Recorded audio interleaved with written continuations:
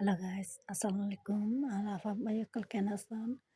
তাই আই যেহেতু জানো না যে প্রত্যেক কোনো বাদ থাকব হালিয়াতুন আল্লাহ যদি বাঁচা মুসলমানগণ বেকিনে রোজা থাকব তাই দোয়া করে জান আল্লাহ বেকিনেরা রোজা থাকবার তৌফিক দান করুক।